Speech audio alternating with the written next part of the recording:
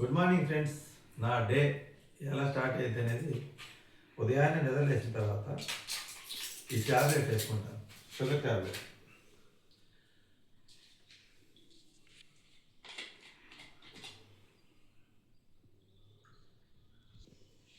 ఒక్కొక్క రోజు 5:30కి లేస్తాము. ఈ రోజు అయితే 8 అయింది. ఎందుకు ఇంత లేట్ అయిందంటే ఈరోజు నేనంతా కష్టపడి, ఇప్పుడు టైం 8:45. నేనంతా కష్టపడిపోయి 8 గంటలు నిద్రలేసాను. లేవడానికి అయితే నేను నెట్టే బెడ్ మీద ఉన్నాను. మా ఆవిడ టీ తెచ్చిస్తే కానీ నేను బెడ్ నుంచి లేకపోను. ఇలా అలవాటు అయిందన్నమాట నాకు.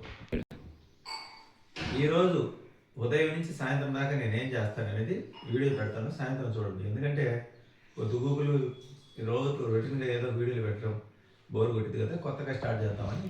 DIML a day in my life. Daily కాదు, a day in my life. A day in my life చూడండి. ఈ టీ తాగితేనే నా డే స్టార్ట్ అయింది. నేను రెడీ అవడానికి స్నానం చేసి బట్టలు వేసుకుందాం అనుకున్న సమయానికి ఏమైందంటే ఎన్ని ముడతలు పడి, ఎన్ని షర్ట్లు తీసినా అన్ని ముడతలు పడేవండి. ఐరన్ అయితే చేయటం లేదు ఈ మధ్య. 9:42 టైము. టిఫిన్ తీసుకొచ్చి ఓపిక లేదంటే మా అమ్మ ఇంట్లో రెడీ చేసి టిఫిన్ చేద్దురా అన్నది. టైం 10 గంటలు అయిందండి. నేను షర్ట్ వరకు ఐరన్ చేసుకున్నా, ప్యాంట్ చేసుకోలేదు. ముందు కనపడే షర్టే కాబట్టి షర్ట్ వరకు చేసుకుంటే సరిపోయింది. ఇక ఈరోజు మా బ్రేక్ఫాస్ట్ వచ్చేసి 10 గంటలకు తింటున్నా. మా అమ్మాయి సలాడ్ చేసింది. ఇది తింటే మంచి ప్రోటీన్ అంట, బరువు తగ్గడానికి ఉపయోగపడిద్దంట. మధ్యాహ్నం దాకా అలసంద ఏం సలాడో చెప్పవేంది నాన్న? కనపడతా అలసందల సలాడ్. అలసందలు, ఉల్లిపాయ, టమోటా, నిమ్మకాయ, ఉప్పు, కారం, కొద్దిగా ధనియాల పొడి, కొద్దిగా జీలకర్ర పొడి, లైట్గా గరం మసాలా పొడి వేసి చేశాను అనమాట. ఎందుకంటే నిన్న నానబెట్టాము. పైగా ఇది తినడం వల్ల అధిక ఫైబర్, దీంట్లో ఫైబర్ ఎక్కువ ఉంటుంది, ప్రోటీన్ ఎక్కువ ఉంటుంది. మధ్యాహ్నం దాకా ఆకలేదు. షుగర్ ఉన్న వాళ్ళకి కూడా మంచిది, బరువు తగ్గడానికి కూడా మంచిది. అలానే ఒక 2 గుడ్లు. నేనైతే ఎగ్స్ తిన్నాను కాబట్టి 3 ఉడకబెట్టాను. మా అమ్మకి ఒకటి, మా నాన్నకి 2. గుడ్డు కూడా ప్రోటీన్ ఫుడ్. ఇది 10 గంటలకు నా బ్రేక్ఫాస్ట్ అయితే ఈరోజు 10 గంటలకు అనమాట. ఏం ఇంకో గుడ్డు తినలేవా? గుడ్డ తింటే నా పని అయిపోయింది. చూస్తా. ఒక గుడ్డల్లో తినలేడంట, అందుకని దీన్ని హాఫ్ చేస్తున్నాను. మిగతా సగం మా అమ్మ తింటుంది, తలదూకుంటుంది. ఏం కాదు, బాగున్నావు, తినేసి తినేవా, బాగున్నావు కానీ నీకేమి. అమ్మ ఎలాగున్నా అందంగానే ఉంటుంది. అయితే ఇటు కూర్చో, వచ్చి ఇటు కూర్చో. బజారుకి వచ్చేసరికి నా పని అయిపోయింది. ఏమైపోయింది? ఏంది మీ అమ్మగారు తెచ్చుకో కొబ్బరి బొండం తగ్గించి నాకు కొబ్బరి బొండం. అమ్మ బాగలేదు కదమ్మా. నాకేమైనా బాగుంది అనుకున్నావు ఆరోగ్యం? 11-12 అయింది టైము. బజార్లో ట్రాఫిక్ ఒక పక్క, మావిడికి బాగలేదంటే సరే ఆ పొద్దుగుక్కలు లేస్తామంది. ఈ మధ్య ముందు బజార్ కంటే పరిగెత్తుకుంటూ వచ్చేది. ఈ మధ్య బజార్ కంటే నేను రాను అలుగుతుంది మరి. అందుకని ఆమె బజార్ తీసుకుపోయి ఆమె ఇష్టమైన కూరగాయలు తీసిచ్చి, ఒక కొబ్బరి బొండం తెచ్చి, మందుల షాప్కి వెళ్ళి మందులు తీసిచ్చి, ఆమెకి ఏదైతే బాగలేదో దానికోసం ఓఆర్ఎస్ ప్యాకెట్ తీసిచ్చి కొబ్బరి బొండం తప్పించాను. మా అమ్మాయికి పాపం, మా అమ్మాయి కొబ్బరి బొండం చాలా తెచ్చావులే. నాకు ఎప్పుడైనా వీళ్ళిద్దరు సమంగా చేస్తాయి. ఎందుకంటే ఆమె కొబ్బరి బొండం తెప్పించి ఇంటికి కూతురు కాలేదనుకో, నాన్న ఏంది నాన్న నాకైతే అలా తాగిస్తావా? సరేలే, ఏమేమి తెచ్చారే? ఇప్పుడు ఇంత బజార్ పోయి నేల క్యాన్ తీసుకున్నా. కొబ్బరి బొండం మా ఆవిడకి ఏంటంటే కళ్ళు పెద్ద అనమాట. పెట్టుకో కూరగాయలు ఏమేమి తెచ్చాను చూపిస్తాను. ముందు కొబ్బరి బొండం గురించి చెప్తా. అటెల్లుమా నువ్వు, ఇచ్చేసేది మా. ఇది ఫస్ట్ ఈ కొబ్బరి బొండాలు కొట్టా గొడ్డిపోయాడు. కీర్తి మెడికల్ షాప్ ఎదురు ఎంఎస్ఆర్ పెడతాను. అమ్మ దీంట్లో నీళ్ళు బాగుంటాయి అంటే మీ అమ్మ ఆశపడి అక్కడ కాదు నాకు రౌండ్గా ఉండే కాయ కావాలంది. దాంట్లో కొబ్బరి ఉంటుంది అమ్మా అని చెప్తే లేదు నాకు తెలిసి ఆ సంగతి అన్నాడు. అతను ఏం చేశాడు, కొట్టించి చూశాడు. ఏంది కొబ్బరి ఉందంటే నేను ముందే చెప్పాను కదా కొబ్బరి ఉందని. 80 రూపాయలు పెట్టి కొబ్బరి బొండం తాగాయి కదా, ఎంత సంచి తీసుకెళ్ళాము. ఇంకా కొబ్బరి తీసేయమంటే కొబ్బరి తీసేసి పక్కన కొట్టిస్తాను అన్నాడు. ఎట్లయినా మన కొబ్బరికాయ కొనాలంటే 30 రూపాయలు అయింది. 40 రూపాయలు అంత కొబ్బరికాయ మనకి. 80 రూపాయలు కొబ్బరి బొండం తాగి అది కొట్టకరాపో మా కొబ్బరి బొండం. ఆ కొబ్బరి తింటారని చెప్పి కాయ అది కొట్టుకొని తీసుకొచ్చాను అనమాట. ఇకపోతే మా అమ్మాయి కూడా కొబ్బరికాయ ఎందుకంటే అతను కొట్టమన్న కాయ అనమాట. ఇది అతను కొట్టించి కాయ.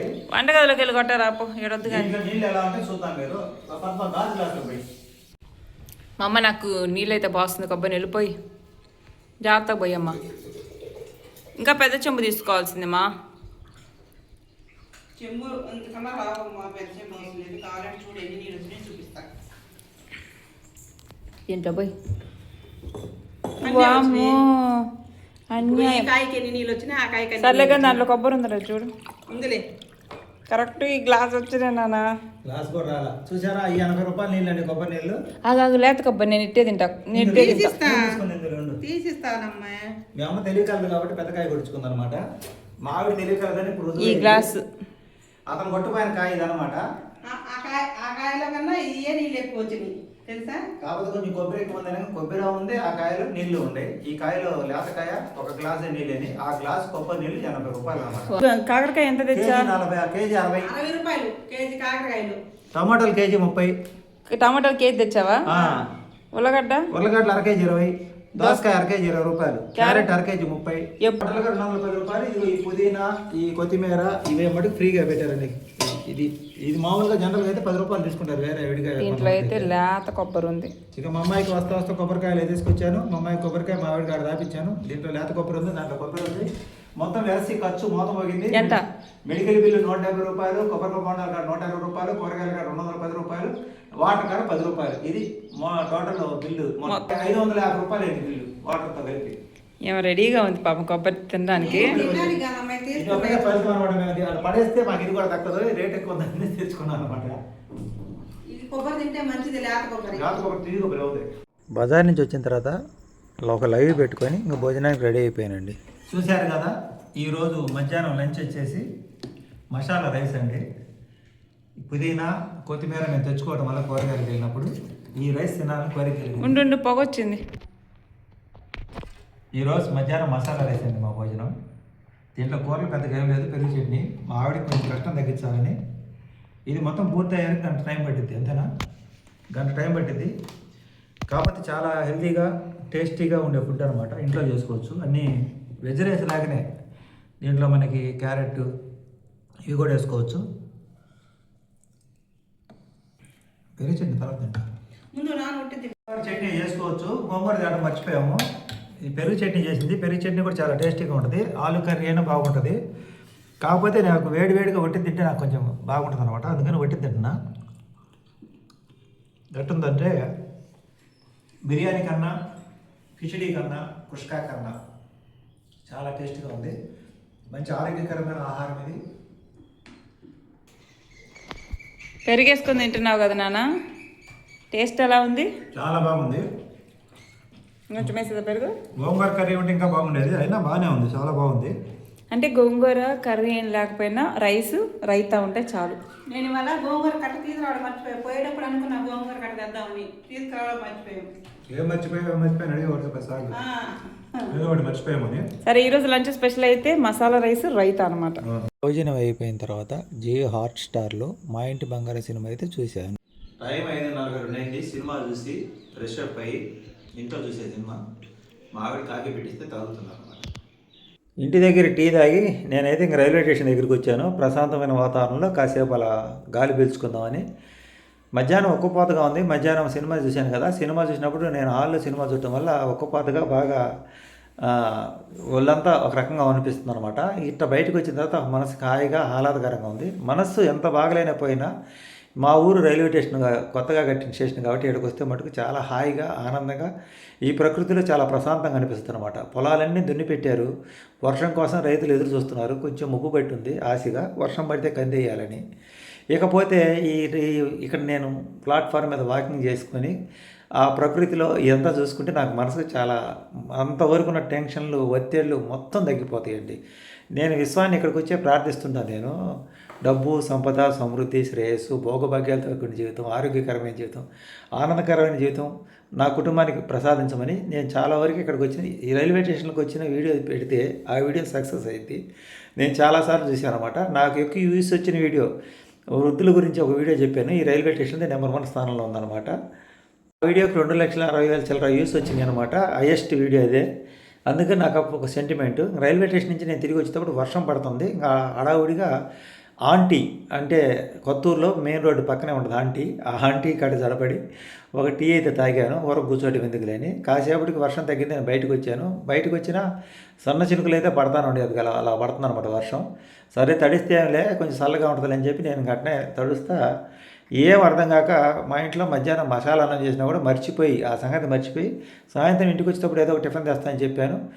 ఆల్తాఫా కాడికి వచ్చేసాను. నేరుగా బైపాస్లో వెళ్ళిపోతే, బైపాస్ అటు ఒంగోలు రూట్లో అనమాట.